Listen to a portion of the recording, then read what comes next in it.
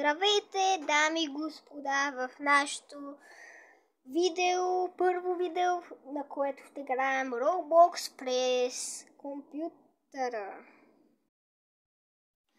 Добре, сега ще започнем с една от моите фаворитни игри.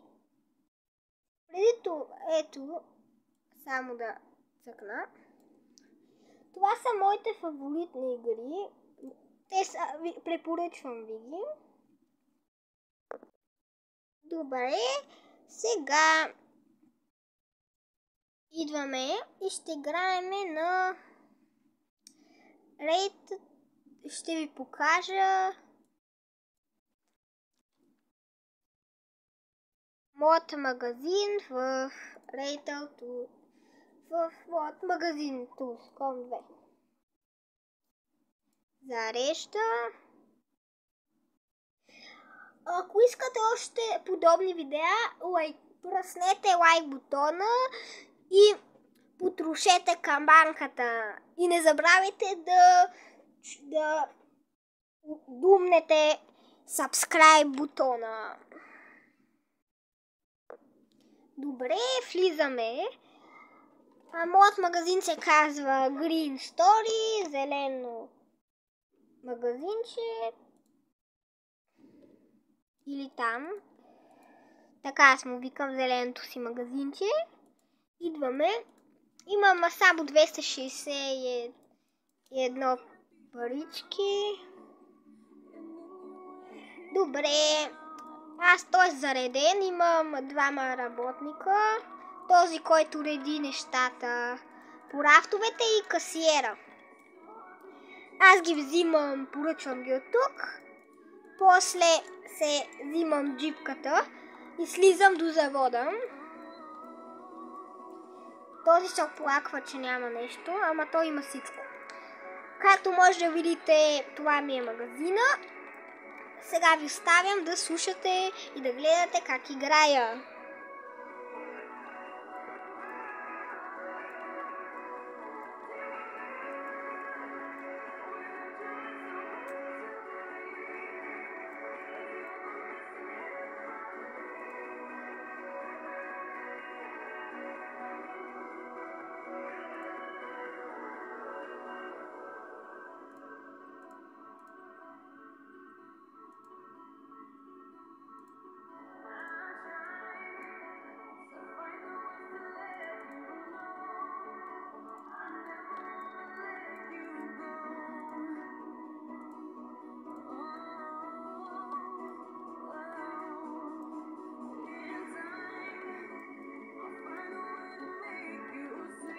Губиме пари, минус 36 долара сме.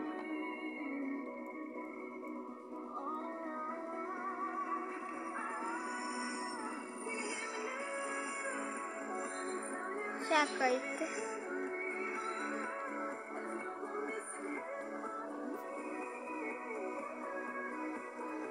Дано да не губим толкова. Възвръщаме се.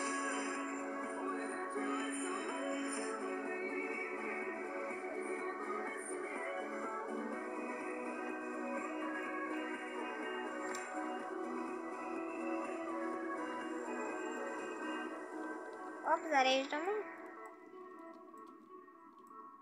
Изхвърляме букука.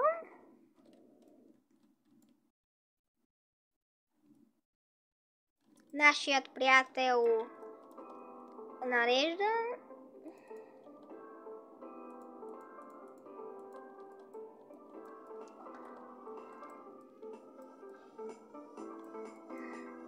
Напишете долу в коментарите какъв продукт да заредя после. Моят план е да събера пари за още едно парк място.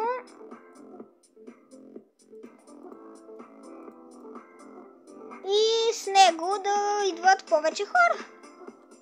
Обикновено се започва с ето това. Тези двете ги няма. Ама, те всички се оплакват. Тая няма йогурт. А той какво не намира? Месо. Еми, не мога да имам всичко.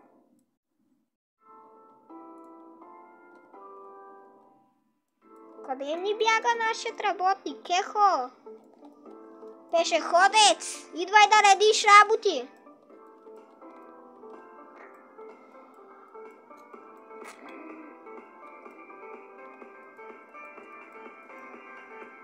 Също така напишете вдолу коментарите коя друга игра да играем. Може GTI 5 я имаме на компютъра качена.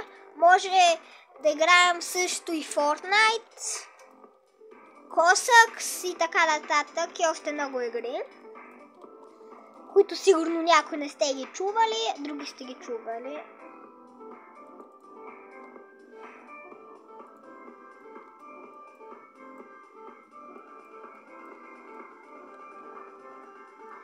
Добре, може би сега да видим колко стока имаме. Какво? Нямаме... Кога ни свършва толкова бързо зеленчуците и плодовете? Еми, вижте сега какво правиме. Поръчваме. Така и може би, как да кажа, 30 зеленчуци. Малко, ама зеленчуци много не е. Повече хората взимат плодове в моят магазин и като цяло в играта. Скачам и опа, дабъл флип. О, видяхте ли как се превъртях?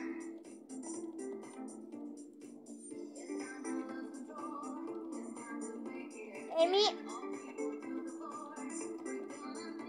сега караме отново стоката. Ама, май наведнъж някак си успяхме да претоварим толкова. То само 300 кг държи тази джипка.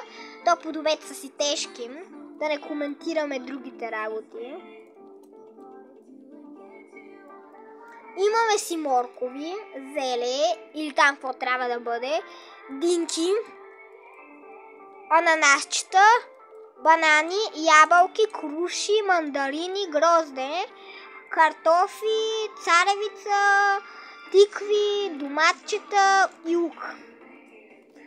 Преди имахме чипсове, бомбони, всякакви такива глупости, от които се взимаха малко пари.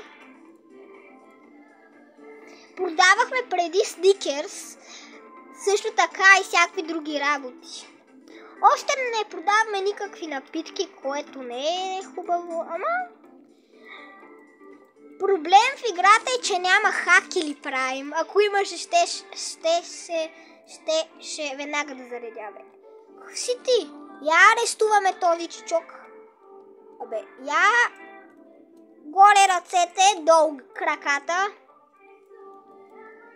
Охо! Аз съм имал парички. Я...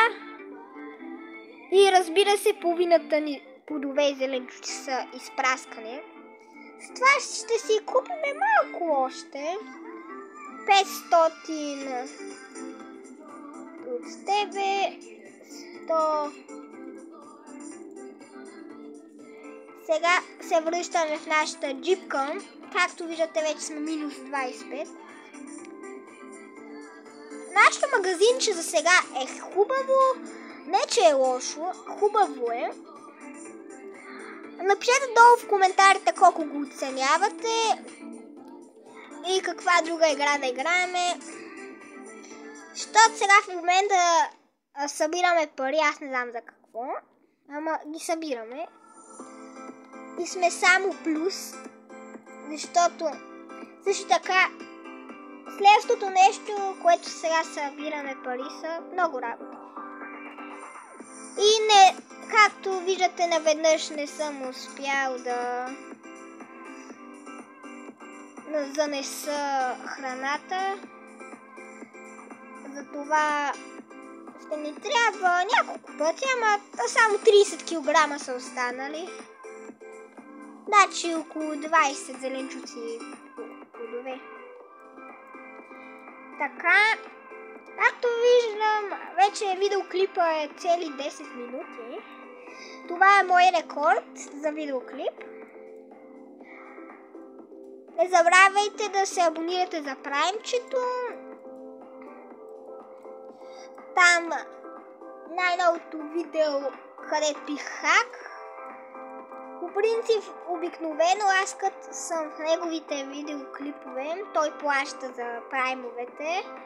Но само този път аз платих за хака.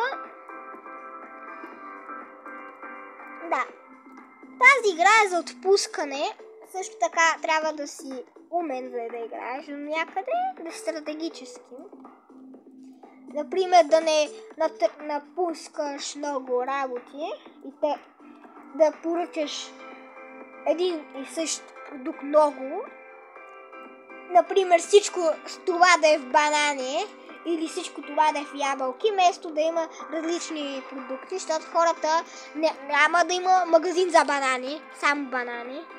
Също така трябва да си изхвърлят кошчетата, че иначе става мазал. Под мазал, разберете, хората си изхвърлят работите тук, навсякъде. По принцип, сега аз мога да си... Не. Аз... Това също не бих си казал. Ето това събираме пари. После още едно. Ето това по принцип може да си купиме, ама не искам. Не е хубаво. Декорация също.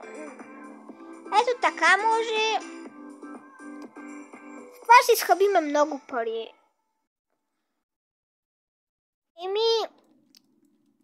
Това беше за днешното видео, дами и господа. Довиждане!